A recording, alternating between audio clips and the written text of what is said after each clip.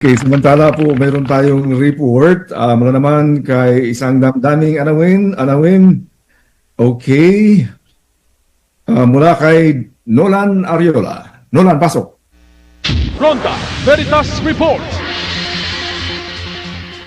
Maraming salamat mga kapanalig. 8 tindahan mula sa 4 na palengke ang pinadalhan umano ng show cause order ng Department of Agriculture dahil sa di pagsunod sa 43 pesos na maximum suggested retail price sa imported premium rice. Ito'y matapos na nag-ikot sa Guadalupe Public Market kahapon ang mga tauhan ng Department of Trade and Industry o DTI at Department of Agriculture o DA para silipin ang kasalukuyang presyo ng mga bilihin. Kasama sa inspeksyon sina DTI Secretary Cristina Roque at DA Secretary Francisco Gio Laurel Jr.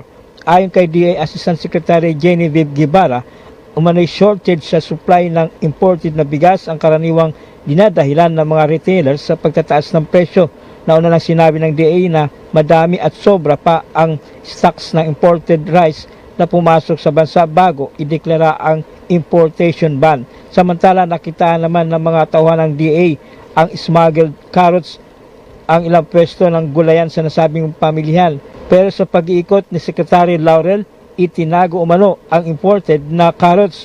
Pagpapaliwanagin naman ng DA ang mga retailer upang matuntun ang kanilang supplier. I've already given instruction yung kanina na balikan yung stalls na yun at of course, para show cost na rin yun. At they have to explain kung saan yung nabili. Of course, these are retailers na may nagbenta sa kanila. I don't think they know na whether legal or illegal na ito irasok. So, hahabulin natin yung nagbenta sa kanila. Hindi lang kami ang inspectionel. Middleman. Kasi sila po ang mataas. Kasi wala, yung iba nga dyan, wala namang permits eh. Tama lang din. Sana yung surprise para hindi sila Yan ang tinig ni Nalita at Roselyn. Mga kapanalig, ang laging dalangin at paalalan simbahang Katolika ay maging maayos sa mga pinatutupad na patakaran o batas sinuman at saan man. Para sa Veritas 846, ang radyo ng simbahan, ako inyong kapanalig, Nolan Ariola, sumainyo ang katotohanan. Ronda Veritas Report.